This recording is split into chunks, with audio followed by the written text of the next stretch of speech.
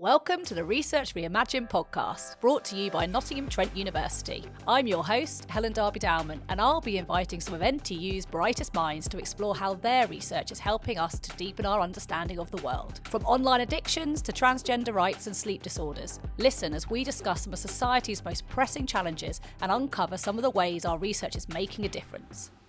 Today we delve into the intriguing world of banter, exploring how it can enhance our relationships and sense of belonging. While banter is often seen as the glue, bonding friends and teammates, representing trust and camaraderie, it's not always positive. In this episode, our experts, Loren Abell and Sarah Buglass from NTU Psychology, part of the university's School of Social Sciences, help us unravel the complexities of banter, discussing its potential to both unite and isolate, especially among young people heading to university and seeking new friendships. Join us as we navigate the fine line between playful teasing and hurtful intentions, shedding light on the intricacies of social bonding in the university environment. Hi both, would you like to just start by briefly introducing yourselves? So I'm Loren, I'm a social psychology lecturer at NTU Psychology, and I do research on aggression and banter in social relationships in online and offline contexts. Hi, I'm Sarah. I'm a principal lecturer in psychology. Like Loren, I'm a member of the Bullying and Aggressive Behaviour Research Group, and I do research into banter in online and offline contexts, online risks, and kind of fear of missing out. So firstly, would you define banter for me? So banter is a form of communication that generally occurs between groups of individuals that know each other. So people who have kind of a shared social understanding, so maybe close friends or kind of close associates. It's generally perceived as something that can be quite humorous and lighthearted when done well. And it's also, we like to refer to it as a form of kind of verbal ping pong. Yeah. Do you want to elaborate on that? Yeah, so I think the important thing about banter is that it needs to be kind of co-joint. So one person says something witty or something to the person, and then the other person joins in, where it becomes less like banter if it's directed at one person and the other person obviously doesn't engage with it. So it's got to be reciprocal and it's got to be humorous, and both people have got to be involved in the interaction rather than kind of a intended sort of directed mocking or teasing. That wouldn't be banter. There needs to be that reciprocal exchange between two people. So I know within your research you focus a lot on banter within university and within university sport. How prevalent do you think banter is within sport? Well, we've looked at banter in sports clubs and societies at universities. We haven't looked at it within sports outside of that sort of context. We were interested in banter because of the kind of social kind of setting of the social kind of groups, and the fact that a lot of our university students go out on nights out with those students, do kind of extracurricular activities with those students. So we were kind of interested in how students bond and use banter within both the sport setting, but also the kind of social setting with their friends, with their teammates. Yes, so some of our university students from our study reported banter fatigue.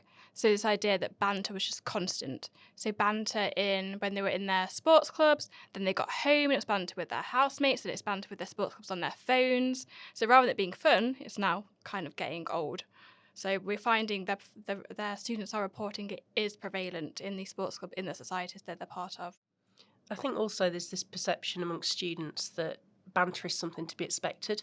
So whether it's within a sports club or society, or whether it's just kind of in the general kind of student socialisation, it's this idea that actually people are coming to university, they're expecting banter is going to be a thing, and therefore there's this acceptance almost that they need to kind of get used to this banter, and they need to kind of, I suppose in some ways, put up with it. One thing I would say is I think it's something that's potentially prevalent across universities, and there has been a lot of previous research that is something that has inspired us into the likes of lad culture. Mm-hmm. And I think banter and lad culture very much kind of go together, and I think some students kind of feel that this lad culture is quite pervasive across kind of university contexts, so that's where the expectation comes in. So from your research then, have you found that it is quite a new world to students when they come? Because I'm sure like we've all experienced banter from a younger age than when you first come to university. But is there quite a shift then from what you found by what these students are used to prior to coming to university and then what they experience when they're here? I think it's potentially their newfound independence. So for not all students, but for most students, it'll be potentially the first time that they've lived away from home. They will be socialising with people on very much their own terms, making new connections. And it's that kind of needing to belong, that wanting to fit into this new situation. And therefore, kind of the context is kind of lending itself to kind of people wanting to make friends very quickly, wanting to socialise, want to be accepted. And therefore, this kind of use of banter is coming through. I don't think it's a case that it's something that's new to them. I think, as you've said, they do experience banter prior to coming to university, whether it be kind of through their interaction with kind of chats and WhatsApp and kind of online platforms, and also kind of in the schoolyard and colleges. But I think it's that kind of stepping into independence. It's on their own terms now. They haven't got that kind of protective bubble of kind of the educational environment behind them that they would have had from, say, teachers and parents previously. And I suppose, as you said, Loren, as well, they then also go home to it. So they're not going home to their family setting. They're going home to a shared flat. There is fatigue. There's a sense of, as Sarah kind of said, this expectation. We're waiting for the banter to happen. We're waiting it. And then it happens. You kind of say it's funny, but then it carries on and it carries on and it carries on. Now it's no longer funny. And that becomes then problematic. That banter is no longer pro-social. It's no longer bonding. It's now problematic for those people involved. Through your research, obviously, you went from looking at university students as a whole, and then I think you went into that further depth of sports societies. Was there a difference in what you found? Somewhat, yes. When we're looking at sports clubs and societies research, the students were talking about how, in much more detail, about how banter is being used to excuse inappropriate behaviour, much more than we found from the first study that looked at kind of general use. So, this is inappropriate behaviour around sexism, things like this that are going on, happening with our students, kind of hazing and initiation type activities. So banter was being used as a catch-all for kind of all these kind of negative behaviours, which we didn't find from the first study, kind of looking at it more generally. I think in the first study, there was this kind of feeling that banter could cross the line, that there was the capacity for it to be inappropriate. But as Loren said, they weren't quite as explicit in terms of telling us specific examples of where it had potentially crossed the line. They were kind of implying that it could be used inappropriately, that sometimes it made them feel uncomfortable. But within that sports clubs and societies context, we were finding a lot more notable examples of kind of where those situations were occurring. Yeah. Students were also talking about like the nighttime economy and talking about how if they go out to a pub but it's known as a student pub and the banter crosses a line to becoming, say, sexist, they say it's kind of appropriate in a way that they'll take it there because it's a student pub, so they know it's wrong, but they'll let it go. But they say if they were in a different pub that wasn't a student pub, they know that wouldn't be acceptable because it's now out of that student space. That's interesting. So outside of their peers or amongst their peers are we talking at there? So with the students, they know it's kind of crossed the line. Yeah. They know now the conversation's no longer this humorous, banterous exchanges going into, say, sexist kind of behaviour. But they sort of, I suppose, tolerate it because it's expected from students, expected in that social space in a student pub. But in a non-student pub or non-student space, they probably wouldn't accept it that much, or they probably wouldn't engage in it because it's no longer a student space. That's really interesting. Why do you think that is, beyond obviously what you've just said, that it's not a student pub? Is it because they're embarrassed from the wider audience?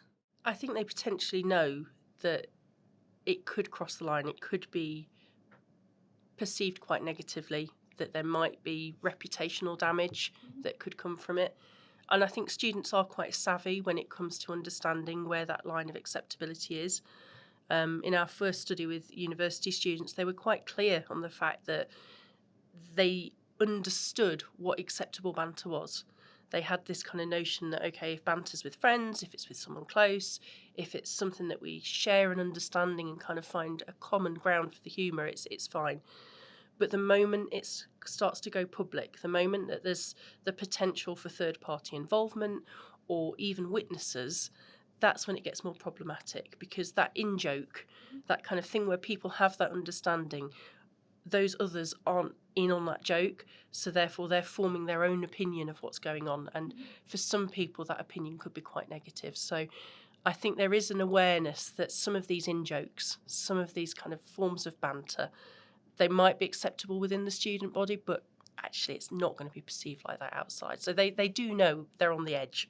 That reputation damage is really important to think about in terms of, obviously Sarah was talking about reputation damage like from people who aren't part of that student group, but it's also our students have sort of voiced from our studies that they're scared of speaking up, because then they'll be othered. They're now not part of that banter, so to speak, so that they could be othered rather than going, oh yeah, that's crossed the line, you're right, but they'll probably get kind of, you're not in on the joke now, you're not part of this group.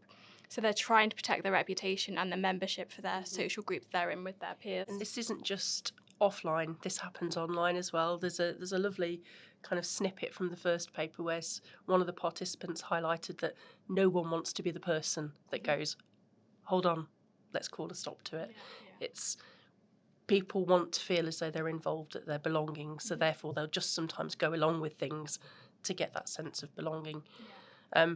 Even to the point where sometimes students flagged to us across both papers that they would literally sit and take banter that they felt was potentially inappropriate, that made them feel potentially uncomfortable, but they didn't want to kind of flag up to others that it made them feel uncomfortable, because either they thought that it might make it occur more, so it might actually prompt people to say it again, or, again, as Loren said, it's that reputational damage. They don't want other people going, oh, they can't take a joke, that sort of thing. It's a tricky one, isn't it? Because that use of kind of it's just banter, obviously we've seen it in a much wider sporting, outside that university setting.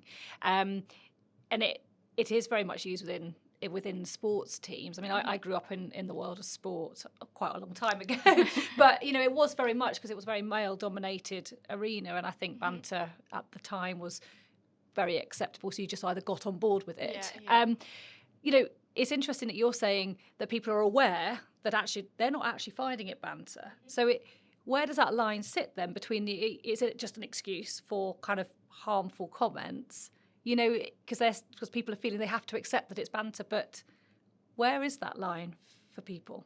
There's a bit of a distinction between students understanding and using banter in a way that kind of fits with this idea of banter being a form of light-hearted and humorous communication, and then people using inappropriate forms of communication, but then using the term banter. Mm-hmm. So it's not a case that they're actually engaging in banter, they're just using that term as an excuse.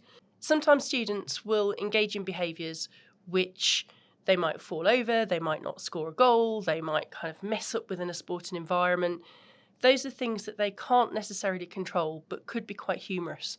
Now, there is an acceptance that on those occasions, they're kind of leaving themselves open maybe to a bit of teasing. And on the sporting kind of plane, that's something that's generally quite acceptable, would be seen as banter, unless it gets very repetitive.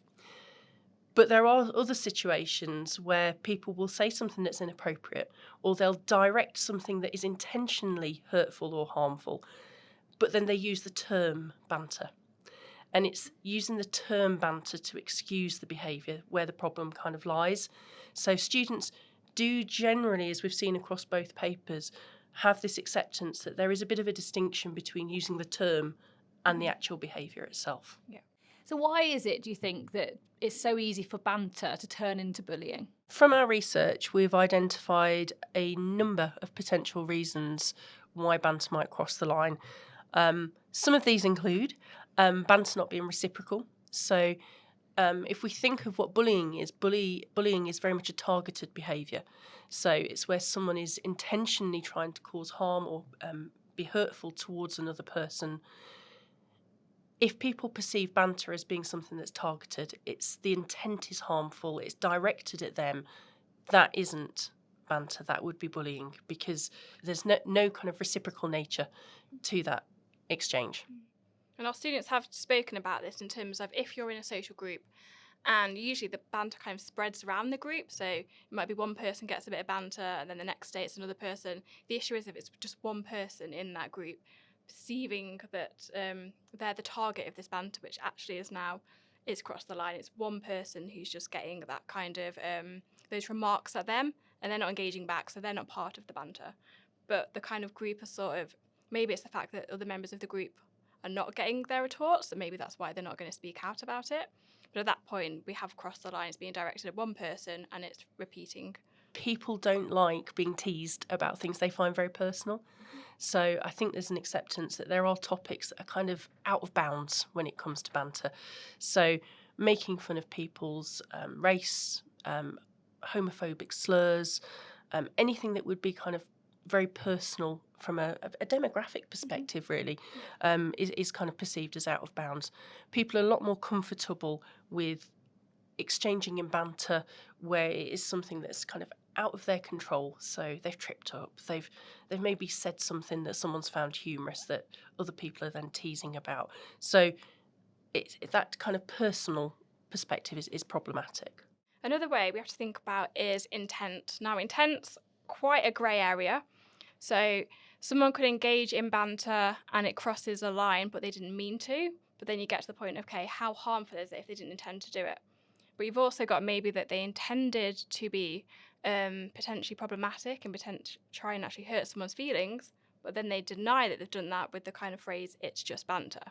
So intent can be incredibly hard to determine, especially if you don't know who it is. You might be able to determine the intent from your friend, as opposed to maybe someone who's just in your sports club who you don't know very well.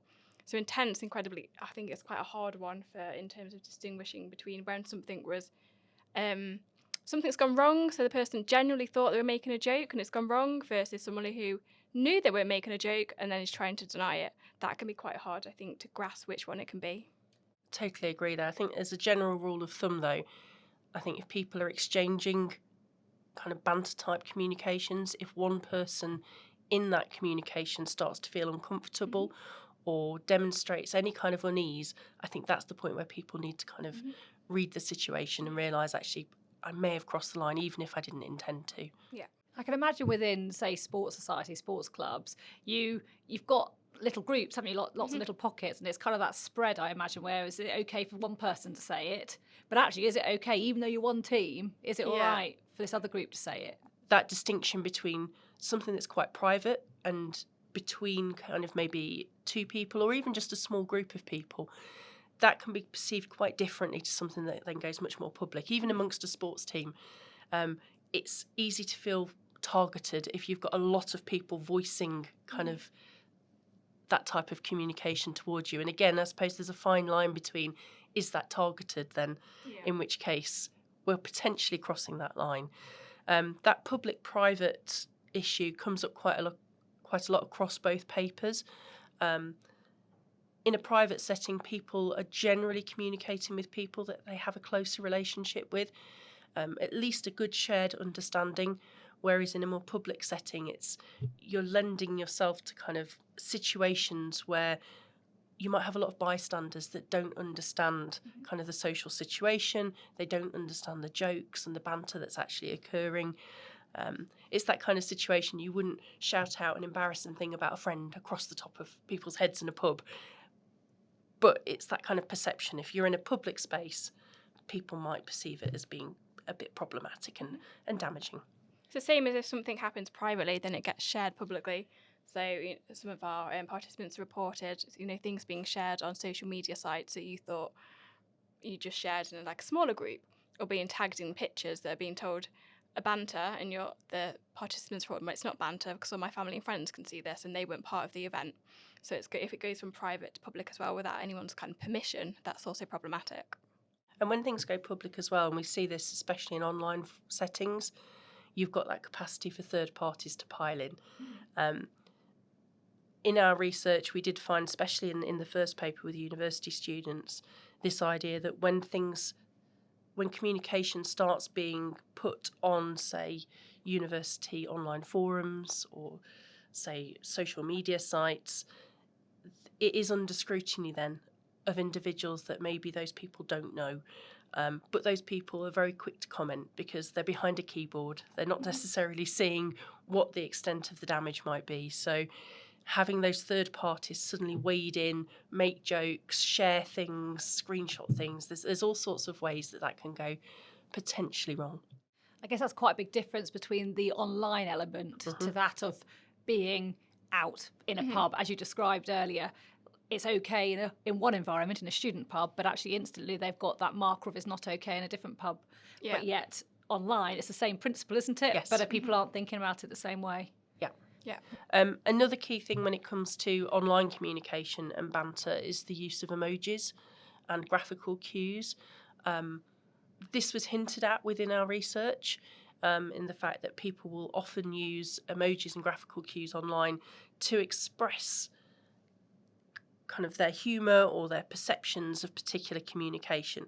Sometimes the banter might be the exchange of, say, the emojis or the memes themselves, but there are other situations where people might use those graphical cues to actually excuse their behaviour. So they might put something that's potentially hurtful towards someone and then close with a laughing emoji. So they're immediately kind of suggesting that they didn't mean it. It was just a bit of banter, but that hurtful comment's still there. We're hoping to further this research. We actually have a PhD candidate working with us at the moment who is specifically looking into emoji use and graphical cues. So watch this space. We will hopefully have more on that. You mentioned at the very beginning that students, in your first paper, you talked to students about coming to university, and there's this expectation that they will experience banter. And that's kind of part of the experience. And it's so important for forming friendships and so forth. And obviously sports societies and clubs are a really important way of making those. However, do you think it is actually acceptable for banter to be that position of acceptance? And should we be looking at using it as a way of bonding? I think if used appropriately, banter can be something really positive. And I think that's something that really needs to be clearly stated, is that banter isn't all bad. Banter can be very socially bonding. It can actually be quite a pleasant experience. Some people find it really useful in terms of breaking down barriers, kind of breaking the ice with people, and kind of, especially when they're meeting new people for the first time, having something that's a bit lighthearted, a bit jovial, really helps them to kind of come together and make those bonds. But of course, there are going to be situations where sometimes students may feel as though they have to engage with particular behaviours in order to belong. And it's if they then feel uncomfortable engaging in those behaviours that it might be a bit of an issue. Loren, do you want to talk about kind of hazing? Yes, I do. I just want to add as well from what Sarah's talking about is we have spoken to our first years in tutorials about banter and about how to use it appropriately. And our students get very, very engaged with it because it obviously is something they're very aware of. And I don't think they feel comfortable enough to kind of speak out when it kind of crosses a line. And that's what we want to kind of work on, is how do we get students to recognise when something's maybe now inappropriate, could be hurtful, and be in a position where just to say to that person or to someone, this has now crossed the line. I think that's the issue. A lot of students feel they have to go with this behaviour that's labelled as banter, that it's no longer banter. But banter, as Sarah said, as it is a pro-social, really great bonding behaviour, which we'll encourage, is when banter then becomes something different. But the issue is the students aren't still calling it banter when it's no longer banter. But to kind of build on what Sarah said, one of the kind of problematic ways that we're finding banter is being used at university is within the sports club and societies, in terms of when freshers join sports club and societies. So they normally have to go through some initiation, and these can be labelled as banter. So our students were reporting in the studies that they didn't want to kind of engage in them, but they were labelled as banter, and their fear was, okay, if it's banter, then it must be okay. So they were having this dissonance of going, it's banter, so it's fine, but also I really don't want to do it, and it's not fine. And then be having this kind of conflicting emotions about if they don't do it, they're not going to be part of the sports club anymore. But if they do it, they feel uncomfortable because they think it's inappropriate. It's also worth stating, though, that actually hazing and initiations is something that generally has been banned by most universities. And I think by reframing those behaviours as banter, some sports clubs and societies are trying to kind of push those initiations through a bit of a loophole. I think one interesting point that came out in the sports clubs and societies research on that was that some students talked about their choice in terms of when they joined sports clubs and societies. And there was almost this sense that actually if they left it a month or two, they might be able to avoid those initiations, that banter at the beginning of term. But there was also the worry that if they left it a month or two, they'd miss out on all the bonding and they'd forever feel as though they were outsider in the group. So they kind of flagged up that they were really trying to navigate this fine line of, should I just bite the bullet and get involved in these initiations and kind of just take it that it's banter, or should I just wait it out, but then risk being kind of socially ostracised? So I think it's a really complex thing for students to kind of try and navigate. I guess it goes back to that kind of where do you fit within that social setting, in terms of if you're in the group that knows what the banter is, it's acceptable to say it. If you're not, then it's not. This is fine line of where do we go with it? And is there an element of what you've done prior to that as well, in terms of if, for instance, you came to university and you'd been playing for a rugby team for a long time, for instance, and then you come and join the university rugby team, like, is there a difference between that and somebody that's like, oh, I've dabbled at school, but then I just come and join a big team? Is there kind of a different level of experience that has a big part to play in the way that banter is delivered and received? I imagine so. We didn't ask our participants that question. It'd be really interesting to find out. I know our third year project students have done something similar. But I would imagine that if you have come from a particular sports team, maybe quite a masculine sports team, that banter, you maybe got used to a certain type of banter. And then at university, where there's kind of less monitoring of kind of what you're doing, what's going on in comparison to maybe sports clubs teams or college teams, that it could potentially escalate, actually, especially in the nighttime economy at university as well. But I think if you are used to it, then it becomes your norm. That is the normal level of banter, or what is perceived as banter, which then people who are coming in and maybe haven't experienced sports clubs or sports teams and maybe they've joined for the first time, it might be quite a lot to take. What would you suggest to somebody that maybe hears something or experiences something that they believe is a bit beyond what is just banter? How would you suggest they dealt with it? I think it's important that people don't just keep quiet and keep it to themselves.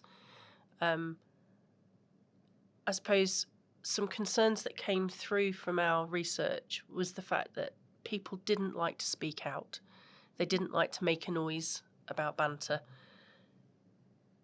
But I think really, if people feel uncomfortable, they need to be reporting it to appropriate bodies. So at university, that would be reporting it to maybe their personal tutor, the support within the student union, where people can go and report kind of inappropriate behaviours there. And I think if it makes someone feel uncomfortable, they shouldn't have to sit in silence and just take it. They really do need to kind of stand up and be counted. Yeah, exactly. Because if banter is used correctly, then everyone is enjoying it. So when we get to a point where someone isn't enjoying it, feels uncomfortable, then we need to kind of get people to recognise that there's something not quite right there. So finally, like, what would be your advice to a collective of students in that situation where they're joining a social group? Like, how do they try and monitor what is happening so it's fun for everybody? Students need to be conscious of what banter is and what banter isn't. I think if students are prepared for the fact that they might be engaging in potentially humorous, hopefully light-hearted, non-targeted communication, then that's something that if everyone's in on the joke, if everyone's finding it amusing, then that can be perceived as banter. What I wouldn't want students to feel is that they have to accept behaviours that are being couched as banter but are not banter. So one thing that we've come up against numerous times within the research is the fact that things to do with alcohol seem to be labelled as banter. Things that are potentially unacceptable from a sexualised language perspective may be labelled as banter.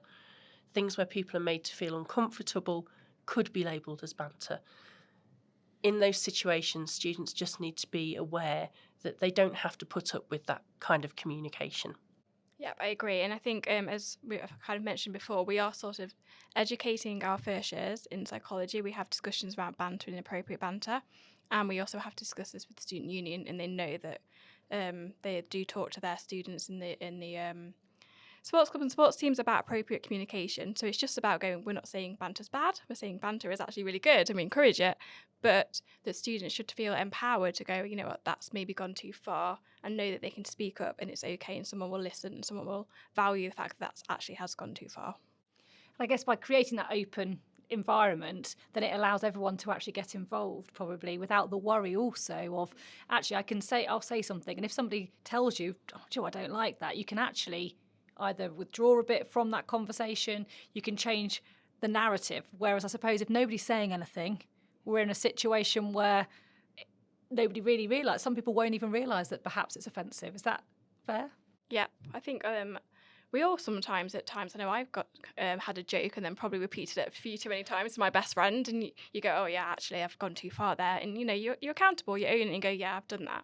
And that's all we're talking about. It's just kind of people going, okay, maybe I've gone too far, apologise, I'm accountable, and move on. So it's kind of having that open dialogue that sometimes it can happen and there's no negative intent intended. Just there's a line that has been crossed and someone is uncomfortable, and it's just being able to kind of talk about that. I think it's just about being mindful of other people's feelings.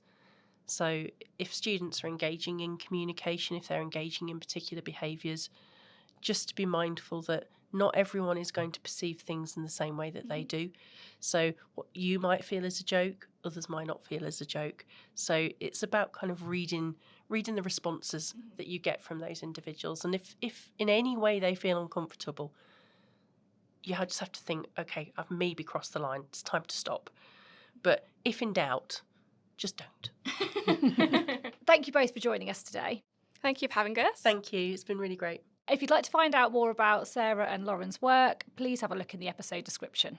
You've been listening to the Research Reimagined podcast by Nottingham Trent University. For all of the latest news from the research community at NTU, follow us on Twitter at NTU_research, or sign up to our research newsletter by visiting ntu.ac.uk/research. Thanks for listening.